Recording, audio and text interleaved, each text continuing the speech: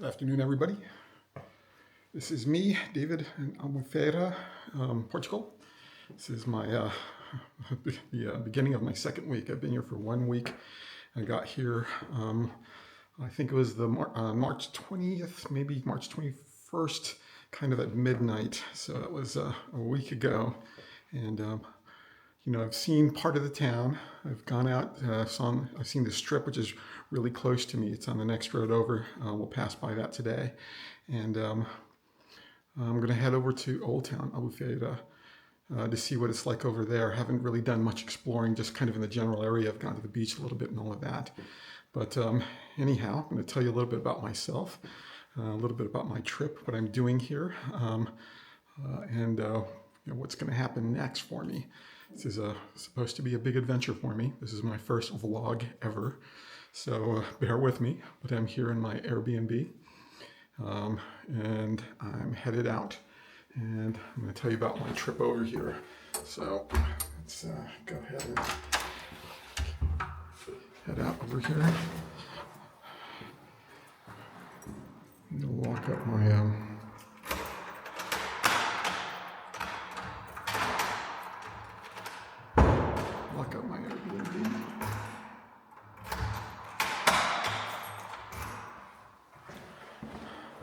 And head out. So this is, I guess in Portugal is, first floor. It's really, in America, it'd be the second floor. But when in Rome, Albufeira, do as the Albufeirians do, what the Portuguese do. So, walk out this way and head on out. So, I came into Portugal from Albuquerque, New Mexico. I flew out here on, last Friday. Actually, it was supposed to be last Wednesday. And in Albuquerque, it was windy as heck, which often happens in the springtime. But in New Mexico, what you have is you have a whole lot of dust. My friend Alex didn't like Albuquerque too much. It's too dusty, he would say. He's from back east, right? He was went to school in Pittsburgh, I think, and lived around Washington, D.C. or something along those lines. But I'm rambling on, right? So it was too windy. It was very windy. I stayed at the airport. My family saw me off and all of that. I stayed at the airport for a couple hours. Ended up calling my mom and dad to come pick me up. It's like, Jesus, I'm an old man. Why don't you have your parents come and rescue you from the airport? But that's what happened. And they took me home. He rescheduled my flight for the next day. And that means that all of my connecting flights were also canceled. So I was supposed to fly into Amsterdam, and then from Amsterdam into Faro, Portugal. And those were canceled. So the next day I ended up flying into Frankfurt. And let me just get back to my first flight. My parents took me back to the airport, and I'll be honest with you, the airport was very exciting. When you saw different people there, what was weird about it was how many young people I saw there, and it's kind of different. I guess I don't get out as much, I was working in Albuquerque in an office, and as an attorney. And it was just all us old fogies, except, my little group. The attorneys were quite young. Most of them, they were mothers, but young mothers burning the candle at both ends. Amazing attorneys. But when I got to the airport, the thing I noticed was just young people everywhere. So I waited there. Hadn't flown in an airplane in about 10 years. And it was, it's always a little bit anxious doing that. And I had all my stuff. I had bought all this stuff because I was going on my great adventure across the world. And I had a power pack. And so they loaded us up into the plane. I had my power pack with me because I was going to record as much as I could. And I forgot how tight those spaces are. There was this guy, I don't know, he looked like a pilot. He had one of those, the part of the crew, the flight crew's uniform, but he was a broad-shouldered guy. And I'm not exactly, narrow-shouldered myself. So it was me, and there was this a smaller lady, thank God, next to me. And so we were a little bit scrunched, and I kept rubbing shoulders with the pilot guy. I call him the pilot guy. Well, it was interesting to know that, or well, at least I felt that we were going to talk to each other while we were on board this plane. All three of us, we were just going to chat, tell each other where we were from, and kind of pass the time. None of it. Nothing happened. They didn't speak to me at all. Well, the lady next to me spoke to me a little bit. Just a few sentences. It was strange, but the pilot guy, I never even heard his voice, not once. I was like, well, okay. Maybe, I think folks just want to get on their flight and, head to where they're going, and that's that. No chatting or whatever. So we all kind of watched movies and whatever and headed out. But I brought up that power pack earlier because as it was flying, I was going to pull it out, start charging up my phone a little bit. The power pack was getting really hot. And I was like, whoa. I was a little concerned about it. But there it was. What are you going to do, right? So anyhow, let me show you something here really quick. I'm going to digress just a little bit. I think we've been about maybe 5 minutes from my Airbnb. It's a little bit loud, but you can see this is the strip, the infamous strip, as some people call it. It's where all the nightlife is. It goes on for about half a mile down that way, almost all the way to the Atlantic Ocean, right? To the beach area. Interesting place, awesome place. A lot of people coming down here, having a good time. I saw 3 guys walking down here with about 7 beers between them. One guy had his beers in his back pocket, so every time he was walking, the beers would be wobbling. I was like, man, thought they were gonna fall out of his pants, but they weren't paying for expensive beers here. These were English folks, right? The good thing about the English, they're everywhere. And if you see the English, I don't know if those ones are English, but when you see them, the thing you notice about them is that they, if there are lots of families, if there's a family, it's like, mom, dad, and kid, and the kid is in a stroller or a pram, as they call it. It's the dad that's pushing the stroller. I found that to be interesting. Almost always, all of these families. But it's I don't have any kids myself, so I don't know if Americans do that or not. But how it's done here. In any case, so back to the power pack. I gotta stop these digressions.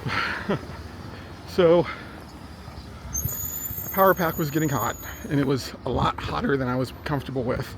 And I was like really sweating it because I thought, man, this power pack's gonna blow up. It's gonna take out this plane. Oh my God. I was horrified, terrified.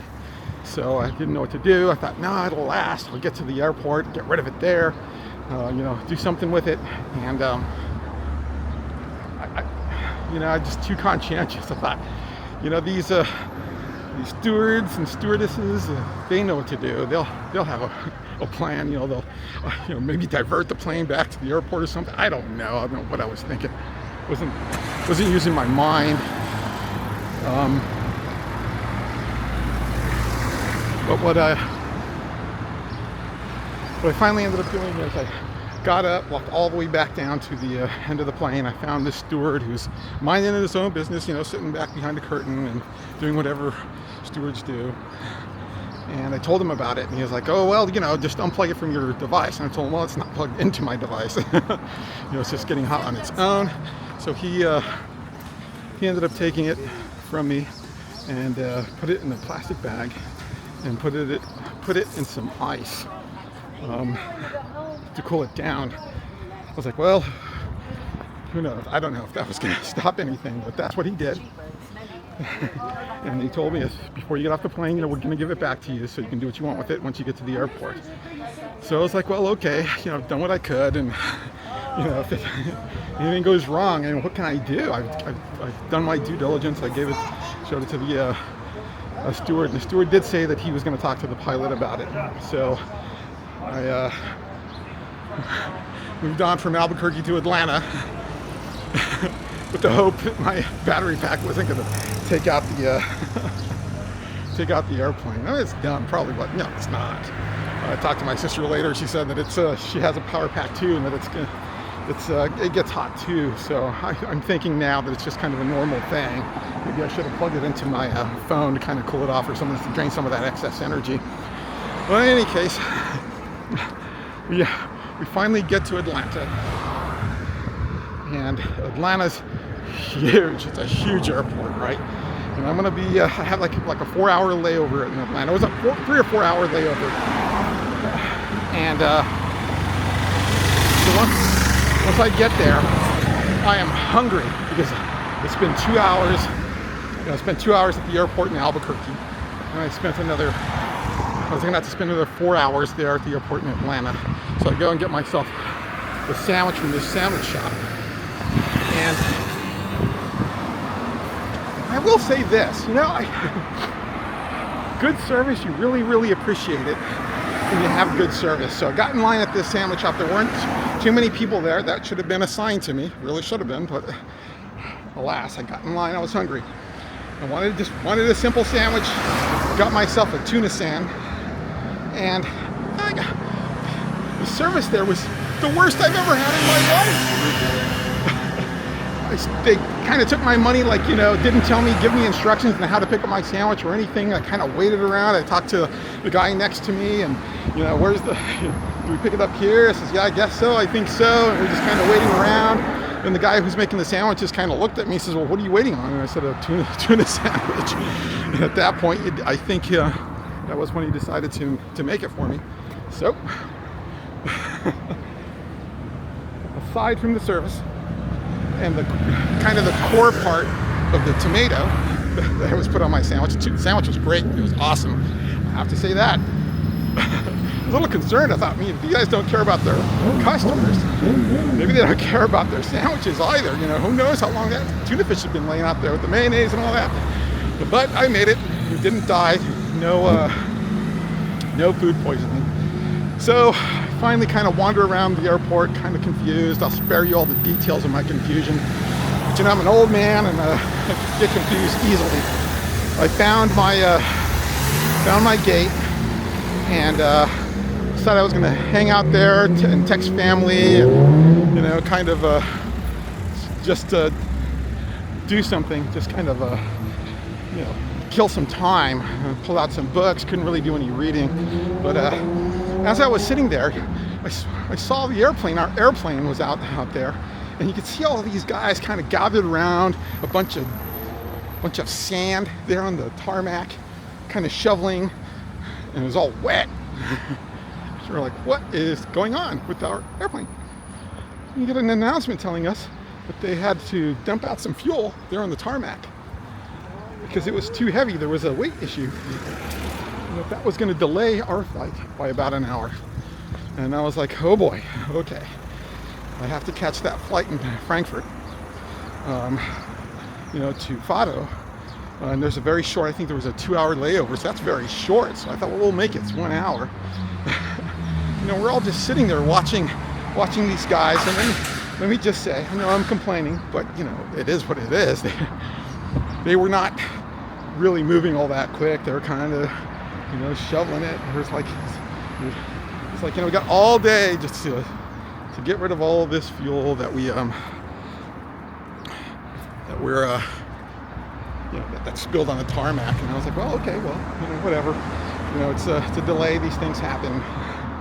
So we're sitting there again. We're just watching, and then suddenly we notice that they're releasing more jet fuel out of the wing.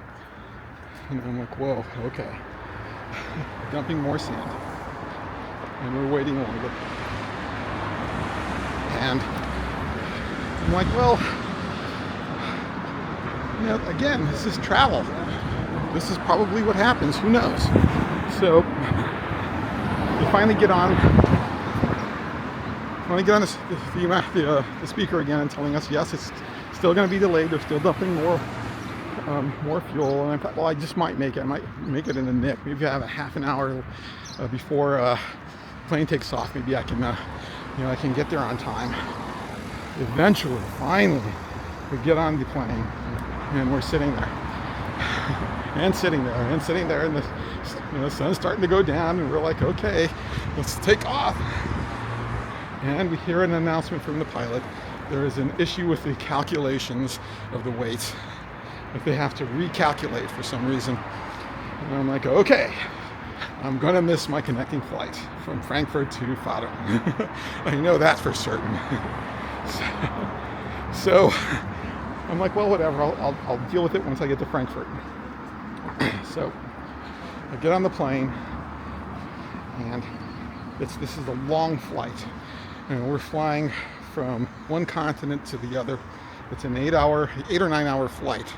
It's an overnight. It's the red eye. So I got a break. One good thing finally happened. I was in the middle row.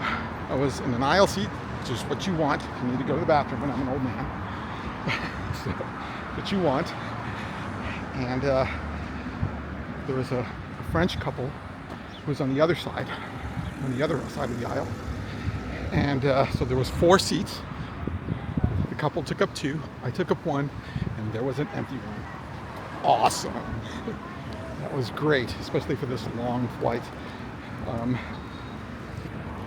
And then we finally took off, and had all of these, I don't know what you call them, these videos in the front end of our the back part of the seat in front of us, so we could watch movies. And they gave us these little earbuds that we could watch the movies on.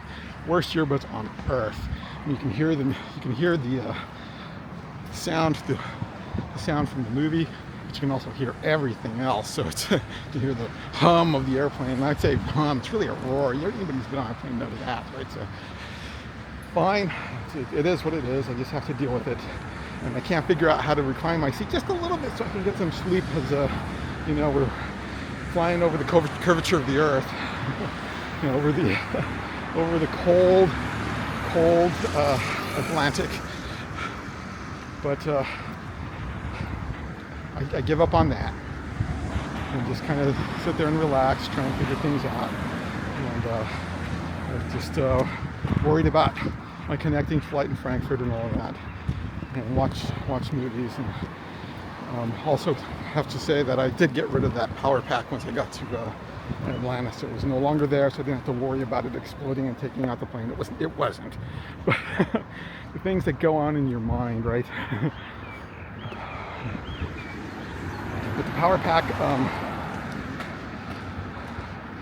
the power pack I just think it's normal for them to get hot if they're at 100%. So that was my issue. Anyhow, we finally we're in the air, we're flying, and they serve us a couple of meals. As I recall, they served us the first meal was for dinner, which I was thankful for, because it was, even after I got that sandwich, I was kind of wandering around that airport, just walking, trying to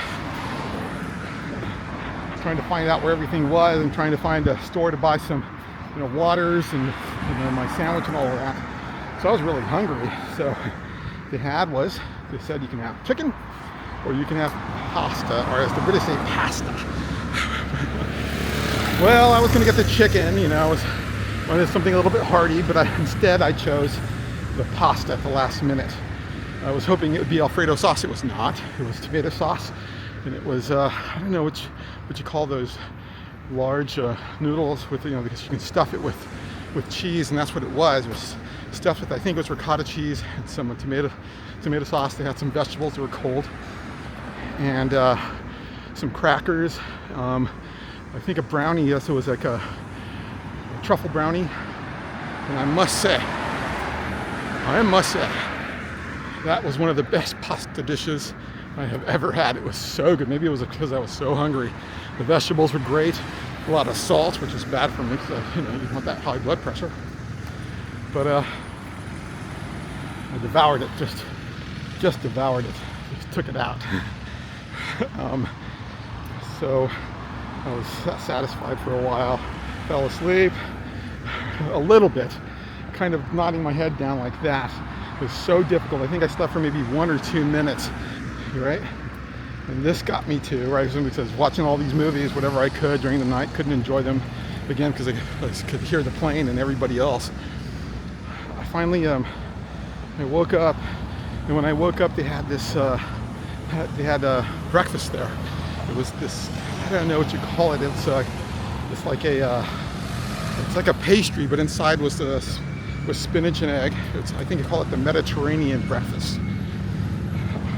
My God, it was so good. Man, I mean, they don't serve you much. They serve you enough to satisfy, right? To get those hunger pangs out. But I could have eaten 3 or 4 of those little treats. Anyhow, finally get to Frankfurt. It seemed like forever. First time ever in Germany. And again, just confusion. Don't know where to go. Don't know what to do. That's my first time in Europe in 10 years. And just lost. Don't know where anything is. And I'm not one of those kind of pushy guys. I like to figure things out on my own. I don't like to ask questions. I just want to, use logic and critical thinking and to do what I need to do. Well, nah. You really need to ask. You need to ask somebody. So I did. I finally asked this. Looked like she was a worker there at the airport. Noticed it sounded like it was a Slavic accent, so this might have been Russian or maybe Serbian, who knows, but very nice. Directed me where to go, told me where my gate was, where I could find it, that I could go out into the city if I wanted to because I had a 5-hour layover. If I went to my gate right away, that I would, I'd be stuck there and wouldn't be able to do things. And I said, okay, fine. I thanked her, which was very, very nice to me, and went out and found my gate. Before I went through it, but basically what it was is you're gonna have to kind of go through another another gate to get into the main terminal, and I imagine be searched again, just like I was in Albuquerque with the TSA. But the guy that was there, another immigrant, I think, probably from East India, from India, East Indian. Very nice, and told me the same thing. Hey, look, you got plenty of time. Go out and grab something to eat, go hang out, and then you can come in later. So I was like, well, that's fine. I took his advice. I went and I got my passport stamped as a arrival in Germany, and then I was going to go out into the rest of the airport and see what Frankfurt was like. It was just, it's similar to Albuquerque, except a lot bigger and a lot more stuff and a longer distance to walk. So that's what I did. I went out and took a look at the terminal, and it's still a lot of beer there. And everywhere I look, everybody's drinking a beer. This is on March 20th, my brother's birthday. Sent him a text telling him, they think everybody knows it's your birthday because everybody's drinking a beer in your honor. Haha, real funny, right? So, anyhow, I walk around there for a while. Again, I'm just walking and walking. It seems like the only thing to do there is just to eat. So I grabbed one of these little, I don't know, again, it's in a pastry with something inside of it. I don't even know what it was. And I bought that. Delicious. I complained to family members all I have is bad airport food. Well, it's bad for you. It's got a lot of salt and other stuff in it. But man, it tasted so good. I'm an American, for Christ's sake. We love our junk food. You need to put some kind of preservative, some kind of artificial ingredients in there, and that's perfect.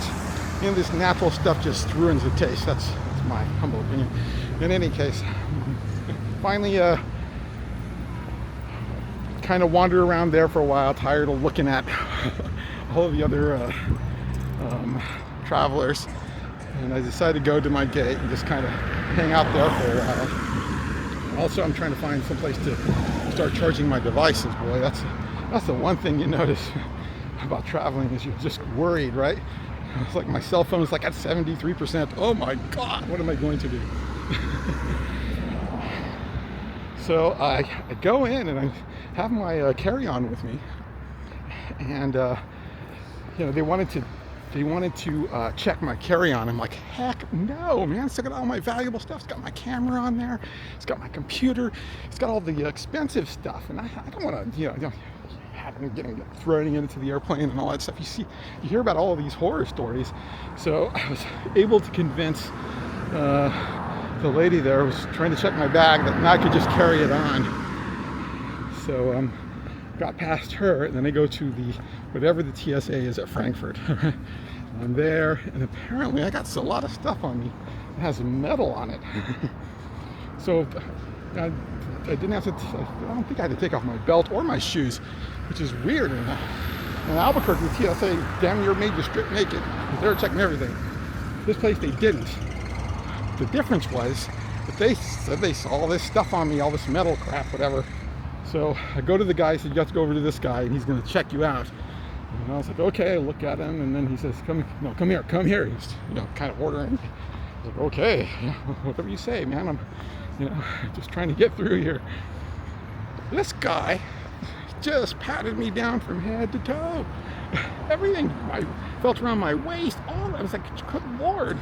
It was a far more intrusive than the one in the States, I can say that.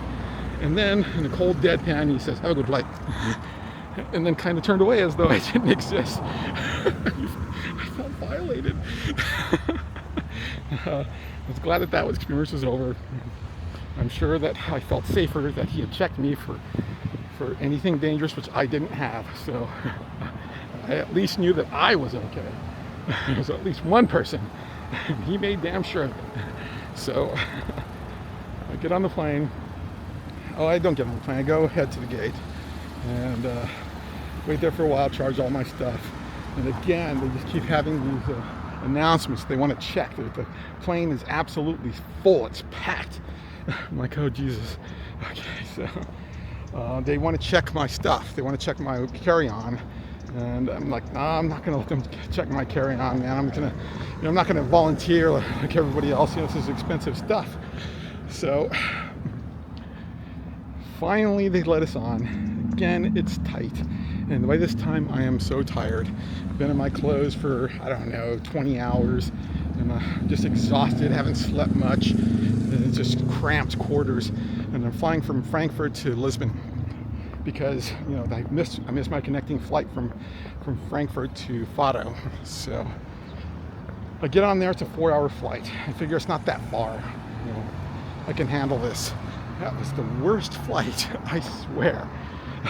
Again, we're cramped. Another broad-shouldered guy, another lovely lady next to me who's not so broad-shouldered. Thank God. I will say this: the guys are they're like, you know, they're like statues. The lady's a little nicer, right? They're, you know, she didn't take up too much space. She was really just kind of, you know, she realized how my predicament, that me and this broad-shouldered guy were kind of, you know, fighting for space there, and she kind of, you know, pushed over as far as she could in her little chair. And oh boy, now where am I? Oh, I know where I'm at. Let me find my bearings first before I go on with this story, which is boring you to tears, I'm sure. Again, this is my first vlog, and I'm going to Old Town. I don't know if I told anybody that, but let's see if I can find it.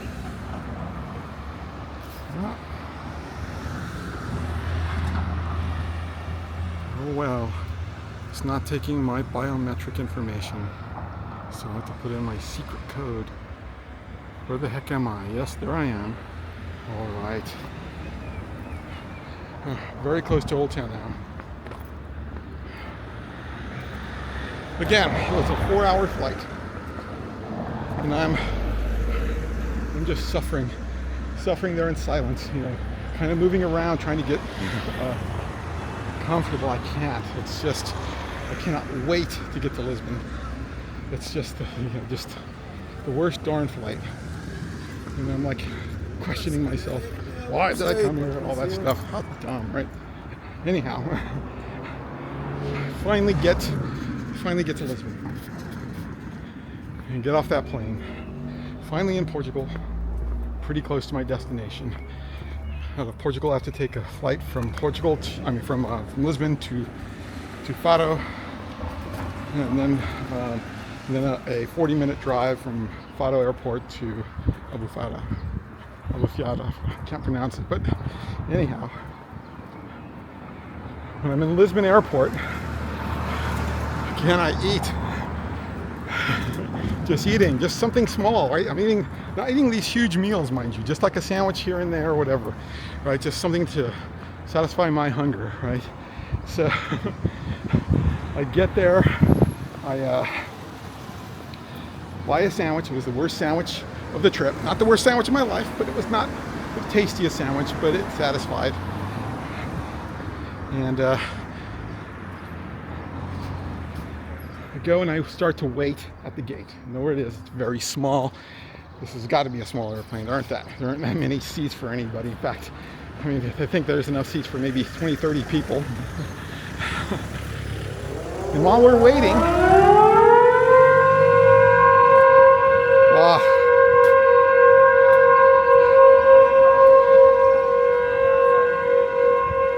boy, what the heck that is, I don't know.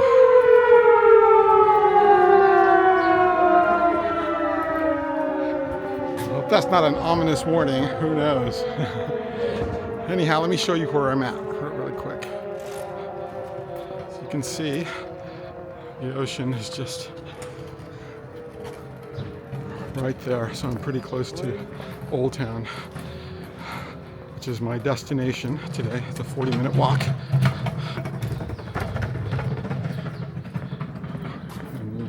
Lovely Albufeira. Anyhow, back to my boring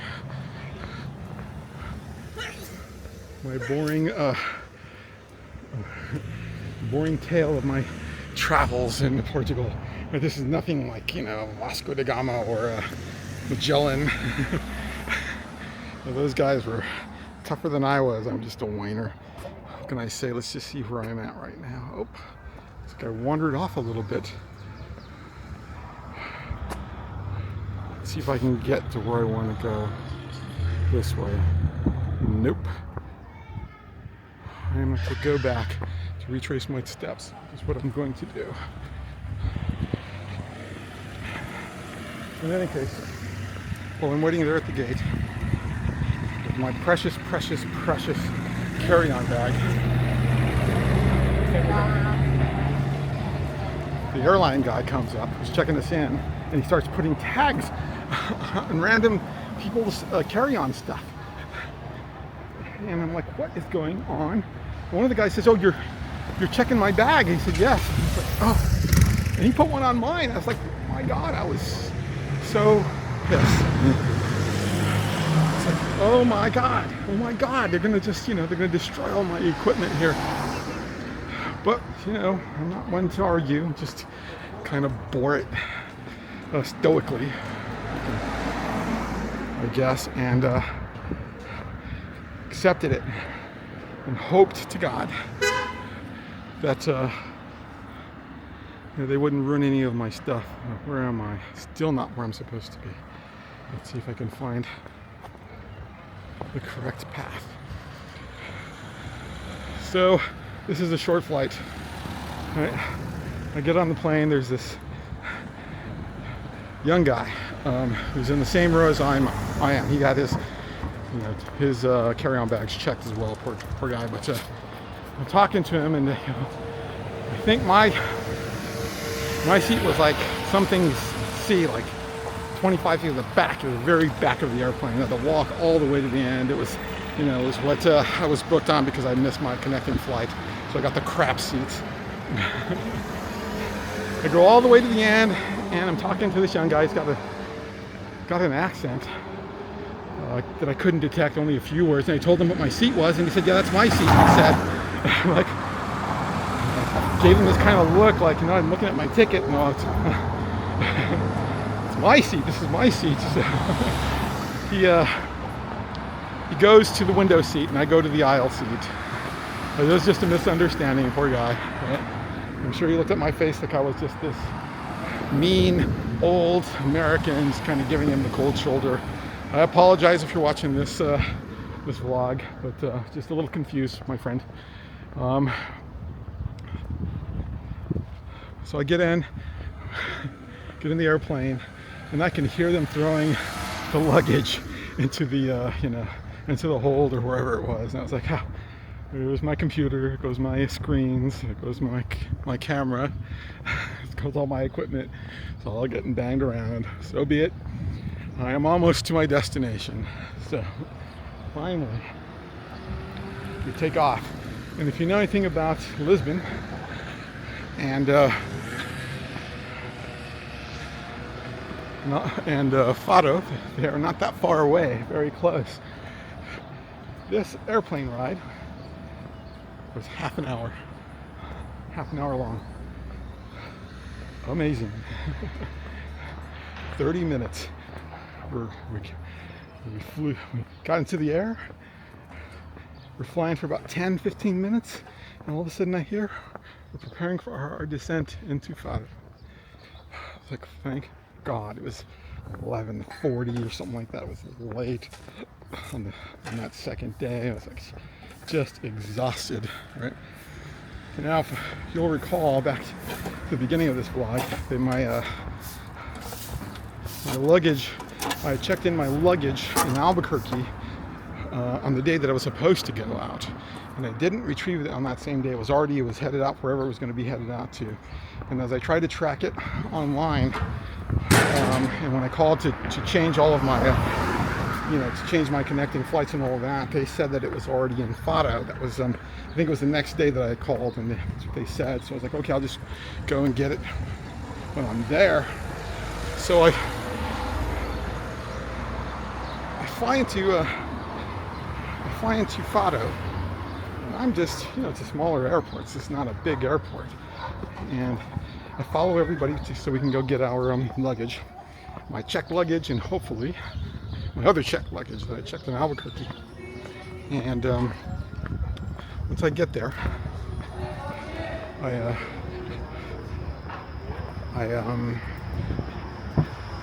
go and grab my checked luggage first. Looks no worse for the wear, but I'm hoping for the best. So I grab it, and then I'm going to go see if I can find somebody who can tell me where I can find my other luggage. And I find this lady that's there. This is one of the one that's working closest to where we pick up our luggage. And I'm asking her, so look, it should be here. So can you help me? She says it's not here. She told me. So yes, and she told me, why didn't you track it online? I said I did. It's supposed to be here. They told me it was already here. And then she takes me to the back so I can fill out a claim form or something. And while I'm filling it out, I said it has to be here. I kept telling her that's what I was told. And she said, what does it look like? I can't have this horrible memory. I can't remember what it looks like.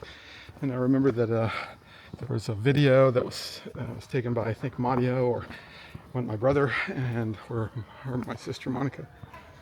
And I go and pull it out, and I find a picture where it has me and my luggage. And I still frame it, and I show it to her. So that's what it looks like.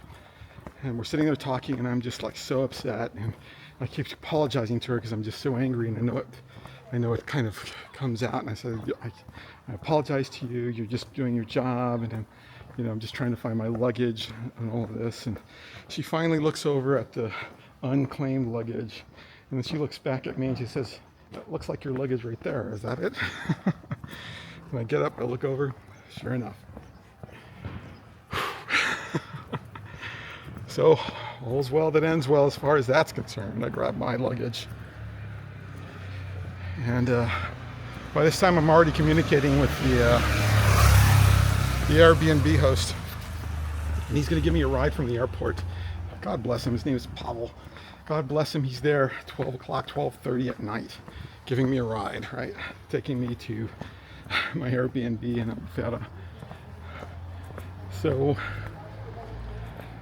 finally I go outside. I kind of had to figure out how to get out of that airport. Find my way out. I finally find Pavel, and Pavel's gonna give me a ride. Nicest guy. Helps me with my luggage, puts the heavy stuff into his car, and we head out. The thing about Pavel is he's an interesting fella. He's from Moldova, which is a country between Ukraine and Romania. He's an immigrant there too. Interesting guy. He's taking classes in Portugal originally anyway in the hospitality industry. And we're just chatting away. He's talking about the Canadians that had the place before and all of this stuff. Tell me a little bit about them, and you're giving me a ride. It's a 40-minute ride. I must admit I was a little chatty for being really, really, really tired after this harrowing journey across, 2 continents. So, and an ocean. So finally get to my Airbnb, and just before we go in, Pavel stops at his apartment to get me a bottled water because he didn't have any water in the Airbnb. So he grabs it, takes me upstairs, and it's awesome. It's an awesome little Airbnb, smaller than I expected, but perfect for what I needed. Is a tiny kitchen, a small little living room / dining room, and a bedroom, of course a bathroom. I was not complaining at all. It was nice. Let me stop here, make sure I know where I'm going, because I think I'm pretty close to where I'm supposed to be. Yep, very close. Let me adjust this. Let's see if you can see this. Maybe you can't. Anyhow, been following this all the way around through Albufeira. I've never been here before, so amazingly enough, I was able to vlog and tell you this boring ass story. And try and get to where I am going. Let me show you these narrow streets. It reminds me of Florence, where I was about 10 years ago. It's a very narrow street. You can see this is an old part of town. You can see the buildings. Boy, they need some plaster over there, some paint. But I can see this is very touristy. Let me get out of these folks' way. Be generous. There we go. Some people don't like to be recorded, but alas, I get it. Anyhow, Pavel showed me the Airbnb. Nice, lovely. I stayed up another hour because I just could not sleep. And there I was. Fell asleep, woke up the next morning, took a shower, shaved. Boy, I was a mess. It was something else. So, I haven't been that far away from home forever. It was kind of a OMG, what have I done moment, right? It just kind of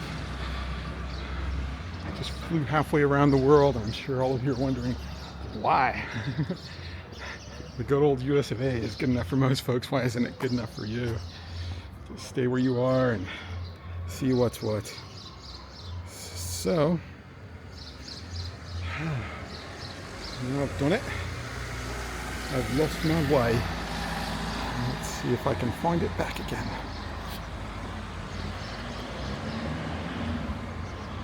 So, let me just zoom in here to see if I can find where I'm at.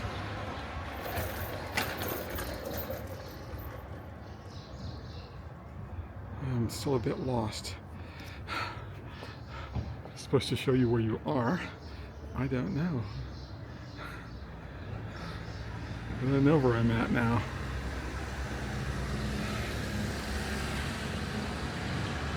Let's start. Not allow. Dismiss. Where the heck am I?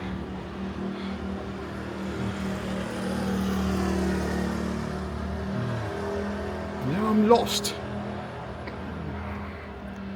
In any case, I'm sure I'll find my way. So, the next day I get up and I'm about to visit this place that it took so long to get to. And find my directions and where I'm at. There it is. And I head out to the beach. And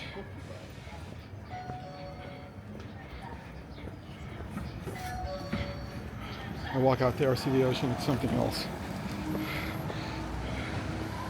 So let me get to something I think is a little more interesting.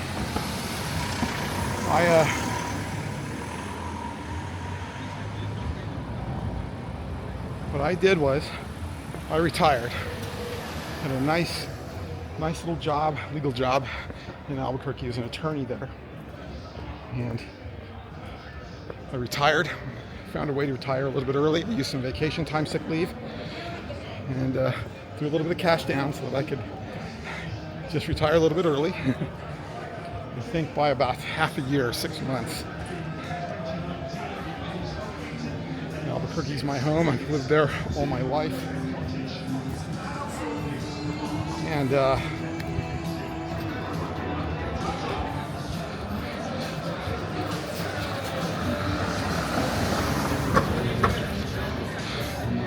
touched something.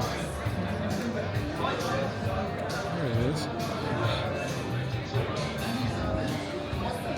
Lived there all my life. And I was wanting to see the world. So my plan all this time was to travel. What I called it was my Magellanic journey. And what I mean by a Magellanic journey, Magellan, I can't remember his first name, but Magellan, at least his crew, was the first crew back in 14 something or other. I think 14, I can't recall when it was. It was a heck of a long time ago. He set out to circumnavigate the globe. And that's what he did. He traveled from Portugal, which is where I'm at now. He went west into the Atlantic Ocean. He went south down to the tip of South America, in Tierra del Fuego, which means land of fire, to the strait that's named for him, the Strait of Magellan, into the Pacific Ocean, which he thought was calm, Pacifico. That's why they call it the Pacific. And his ships sailed out into the Philippines, where old Magellan he lost his life in the Philippines. Anyway, I'm trying to figure out how to use this.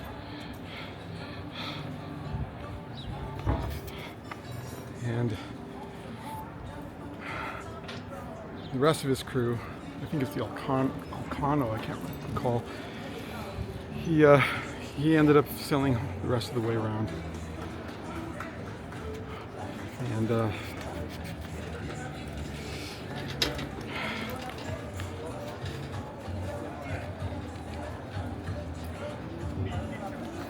anyhow, trying to figure out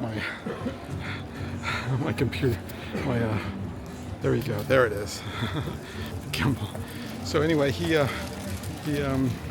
died in the Philippines. The natives didn't like him, I guess, and they ended him. Too bad for Magellan, but his crew made it all the way around. They went across the Cape of Good Hope in South Africa, I went up the coast of Africa, made it back to Portugal. I think it took them like 3 years. It took them forever. I'll have to do the same thing, not take the same path, not use the same method. I'm going to do it by plane. But I plan to circumnavigate the globe by airplane. And as much comfort as I can muster in my old age here. And that's what I'm doing here. Something I've always wanted to do. You see all these vloggers, these youngsters, man, they're men and women after my own heart. I should have been born 30 years after I actually was born. It's something I've wanted to do since I was 18 years old. And if you know anything about me, what I did was, when I retired, as I was retiring, I was making my plans. I sold my house.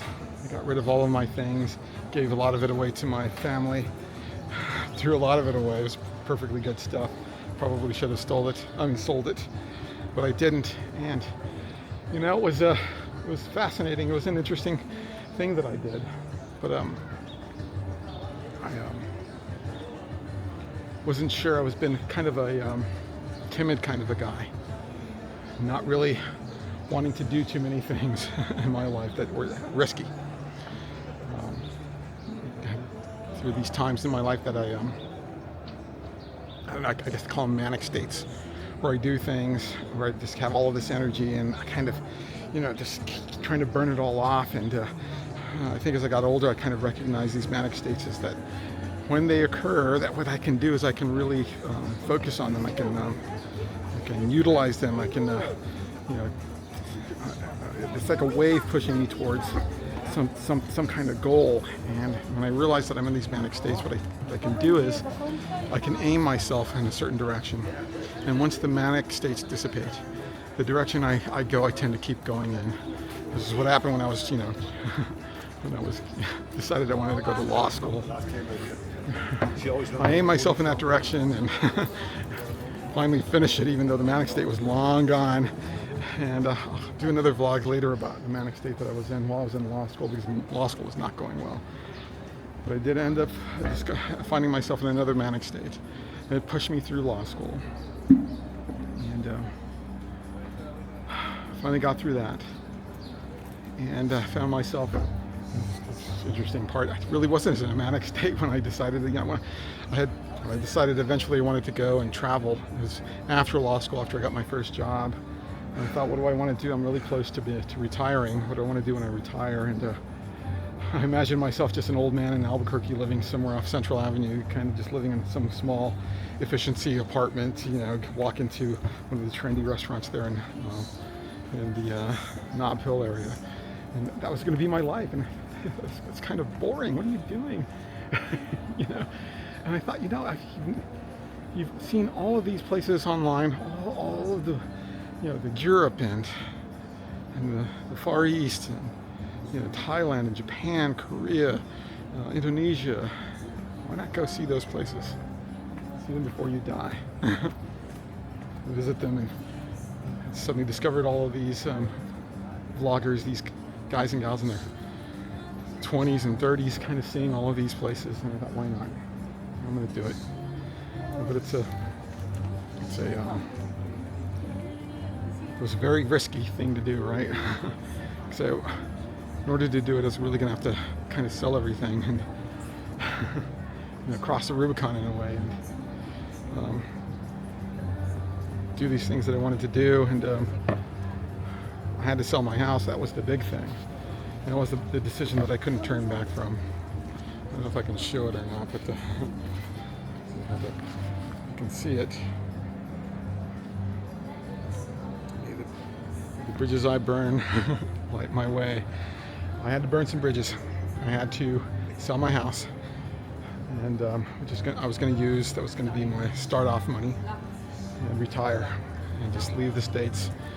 And I put my house up for sale, and again, I'll vlog about that later. But I remember sitting there when I was signing the papers to sell it. My hand was shaking. It's a decision I couldn't turn back from. So I did it. I signed those papers, and I crossed that bridge, and I burned it. burned it behind me. There's no way back after that. It was do or die. It was only forward. And that's how I ended up in Portugal, right? Did all of those things that I needed to do. Got all the insurances, and got the correct checking accounts and all that stuff, so that I could really do something awesome. And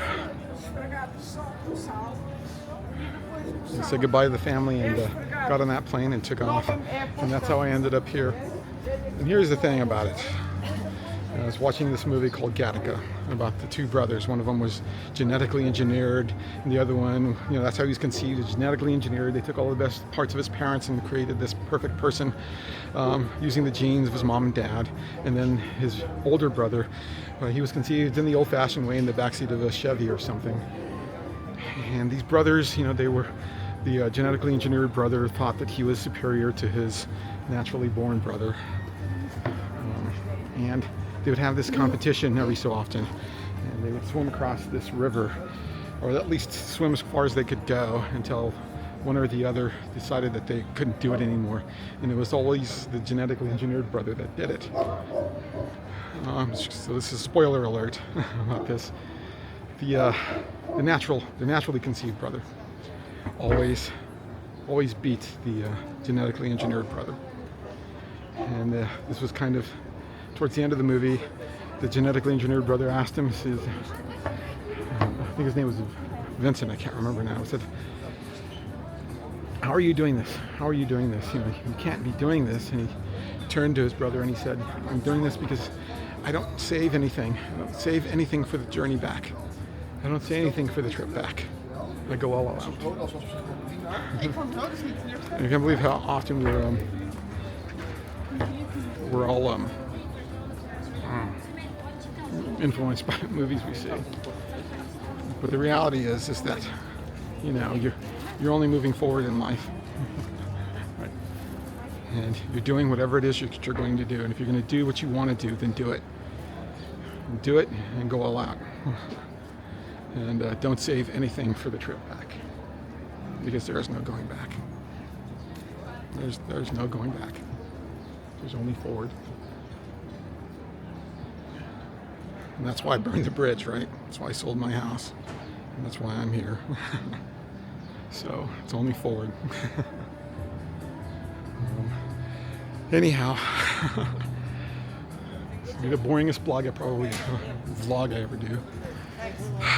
Let me just show you where I'm at. I think this is Old Town, Albufeira. So let me reverse. I think this is the main strip here.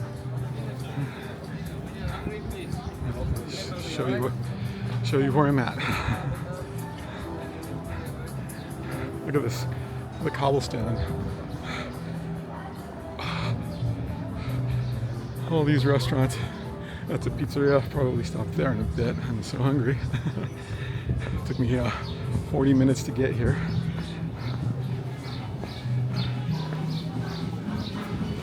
Minutes to get to my destination. My God. Look at that view.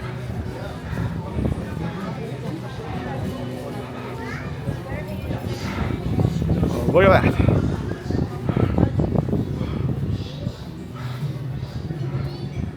It's the mighty Atlantic. Oh, its power and glory.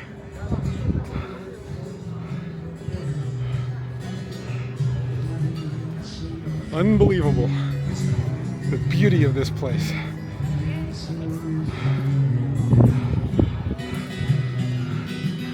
More restaurants. I'll be honest with you all, I don't know anything about Albufeira.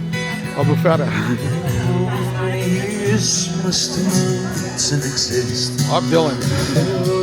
Washed to the sand.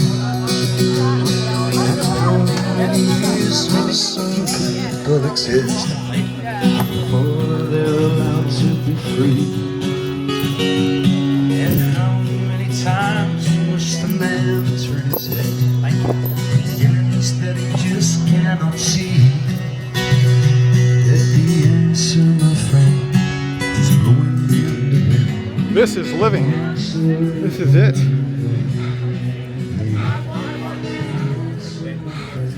folks minding their own business, intent on having a good time on the beach. Again, I don't know much about this place. I saw it on a map. I heard that the Algarve is a pretty nice place to be. Certainly the English think so. Bunches and bunches of them here, all over the place. But you know, I just have a tendency of picking a place and then, you know, crossing my fingers and hoping that it's an awesome place to go. And this is the place I chose. And so far, not disappointed. And the surprise is how wonderful it is. This is the warmest day so far.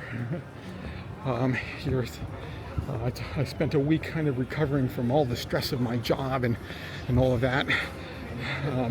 This is kind of really the first day that I'm really kind of doing any real sightseeing, kind of doing any kind of traveling, and just walking around again, minding my own business. You know, got my little flags there on my hat, New Mexico and the good old US of A. Just being me, ugly American that I am, being a tourist for now.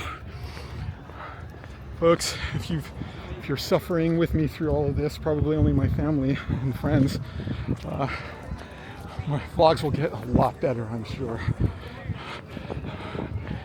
And I'll tell you a little bit about the places that I'm going to. My impression of I forget where I'm at now.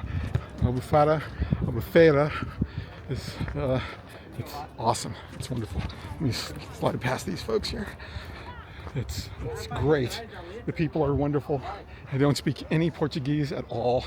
Haven't had too many problems. The only place that I have problems, if you can call them that, is when I'm over at the supermarket right near my Airbnb. With those clerks, they're wanting to move that line along quick, and they have no time for a slow American. You can see the disdain on their face when I'm pulling out my phone, trying to get my Google Pay out, whatever, and then they're asking me questions in Portuguese, and I'm trying to answer them, trying to figure out what they're saying. Right. And that first day there, she kind of pressed the buttons because I said Portuguese or whatever, because I thought they were talking about what kind of currency. Of course, I forget that the currency is euros. Anyway, she pressed the button, got me going. I paid my for my stuff. Very inexpensive. I always have to remember that euros. These guys. See, soccer, right? That's the game of Europe, right? These guys just having a good time on the beach. All the folks all the way down on this beautiful day. Anyhow, she got me out of there. So the next day, the next couple of days, I go buy more food because it's just there, and I don't have a car, so I have to kind of port it back to walk it back in those bags that they give you. The guy that's there the next day, he's just as, you know, dude, buy your stuff and get out of this store kind of thing. I'm good with it. I like it because when you get in that line, you know it's going to go toot sweet very quickly. You grab your stuff and you go. And there's a lot to do here, a lot to see, so you want to get your stuff and go. The food is different. I tend to think that the food is influenced by the earth that it's grown in, right? The vegetables taste delicious, but it tastes different. The bread is so good. See, this guy's getting ready to cast. I'm going to give him a wide berth. There he goes. Anyhow, I bought bell peppers, tomatoes, bread, some cookies, some chocolate, which is expensive here, which I found to be interesting. Lots of waters. And I decided I was going to make most of my food, which I have mostly. I did go out to eat twice. I tried this place. It's a burrito and taco place, and I tried the nachos there. I must say,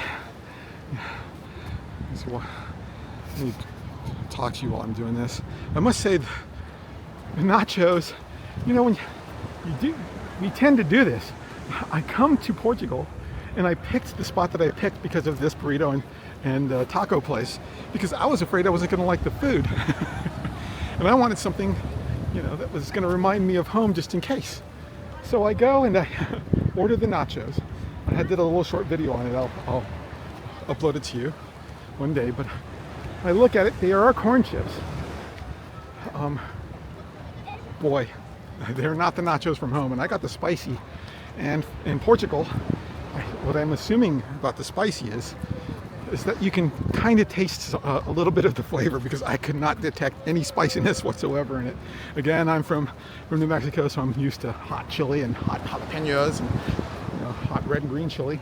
And I like it really spicy. It's as I get older, I don't know if my taste buds are going dull and I just need something to spice things up, but that's what I like.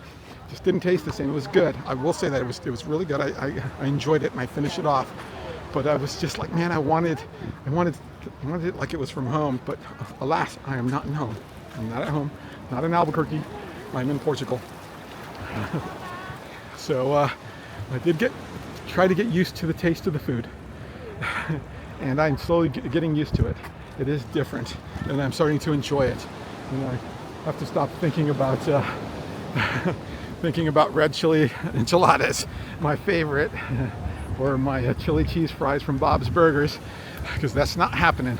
Not for a long time, not until I go back to the States, and who knows if I'll ever get back there.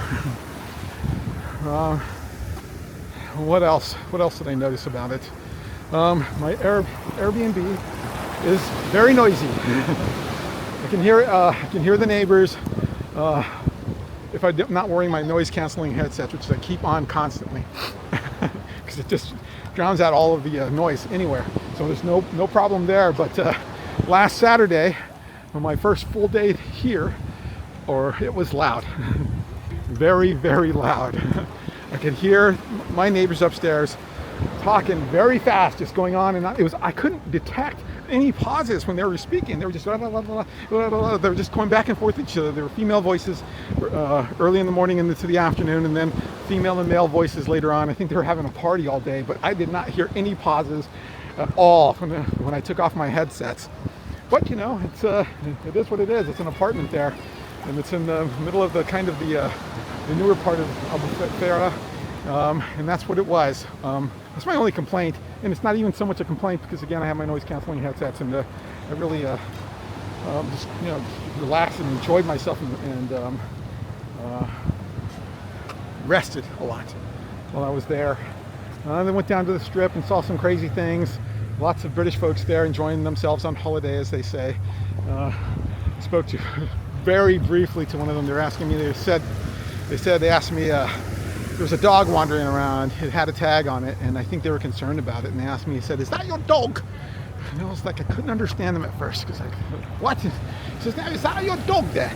And I'm like, oh, no. I think it belongs to somebody over in the, you know, from the boardwalk there. I told them. But it was hard for me to understand them because, you know, I don't speak, you may have noticed this, but I don't speak English. I speak American, and there is a difference. We and the Brits, a lot of the times, we don't understand each other. We have to listen very closely to each other. So I like the English. They like to have fun, and they're different than us. And we Americans, and I like that. If you English are watching this, never change. Do not change. I like the fact that you're calmer than we are, and we're just kind of, you know, boisterous and loud, and, you know, just wanting to thinking the world is our oyster. And I have to admit to being an American, I think the world is my oyster.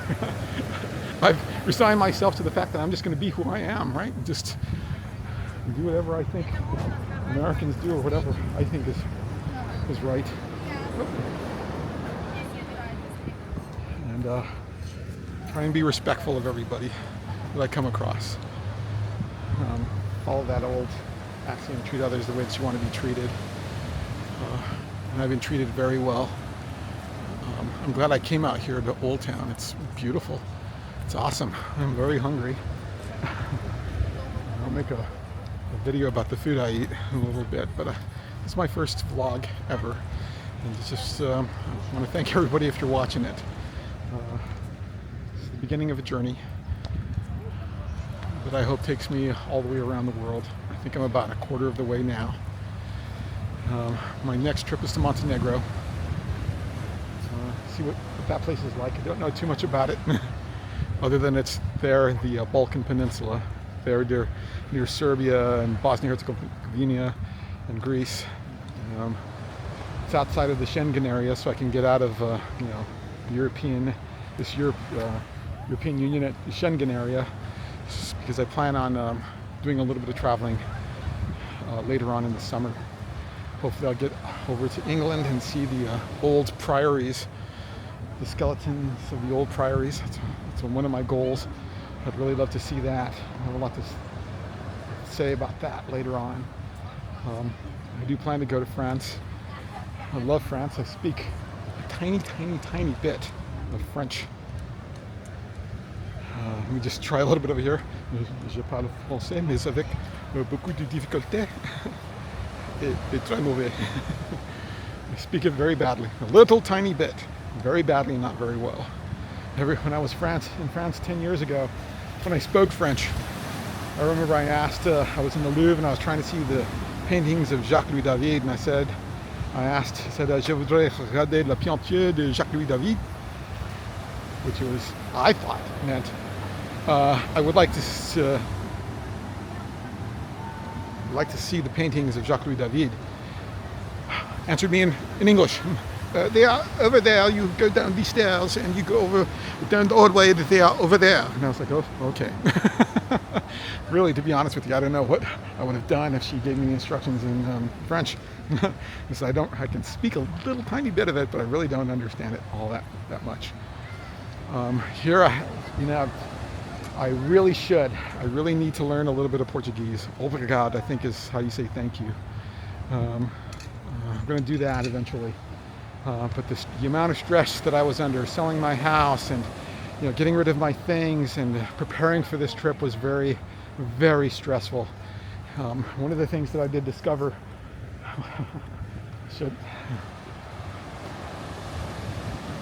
shouldn't say discovered is how much my family loved me. I spent a lot of time with my sister Monica at her house, and she was generous to open it up to me for the last couple of weeks I was in Albuquerque. This family life that I hadn't had in, I don't know, 30 years.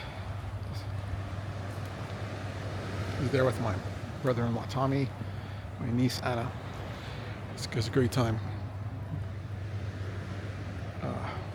It's nice to have family for a while, to be a part of a family there for at least a couple of weeks. It's probably a mistake to do because, man, I just didn't want to leave. Didn't want to go. Mario, my brother, my mom, my dad, they were just sad to see me go. And it was genuine. And I spent a lot of time those last couple of weeks. I think they wanted to be with me, and which I was so grateful for, because I was so stressful. And they eased my stress and treated me like the family that I was to them, and showed me the love that they had for me. It's awesome. And I'm missing them right now. Sorry to be so emotional and so personal, but and the other thing is that I'm a Albuquerqueño through and through, and Albuquerque's my home. It's the only home I've ever known. And it's got its faults and it's got its strengths, but it was home for me. It's just a place that I love. Love the food, love the people that I worked with. My colleagues, those two awesome attorneys whom I have so much respect for, who's so smart and so dedicated. They're both mothers. Actually, there's 3 of them now. All of them are mothers. I went to law school with one of them, Sarah. So much to leave. But again, there's only going forward. I've been there for far too long, and I needed to get away and see this world of mine, the world that we all share, and visit all of these cultures. And that's what I'm here. That's what I'm here doing. And Albufeira, I'm here, the place I chose. May as well have thrown a dart at a map and chosen it, but here I am. Love it. Glad to be here. I'm so hungry right now. Enough about that. I'll tell you about myself later on, about how I got here, and more than I've said right now. But I'm happy to be here. It took me 40 minutes to get here. This vlog is going on way too long. So my family and my friends in Albuquerque, I love you all. And to those who are watching me, welcome to my vlog, right? This is my Magellanic journey. It's the second step, really, on my trip from Albuquerque. On my trip from Albuquerque back to Albuquerque, essentially. And my first steps here in Europe. And I'll head on over to places unknown and just pick them. Why not? Let's see what they're like. So long for now, folks. This is David signing off.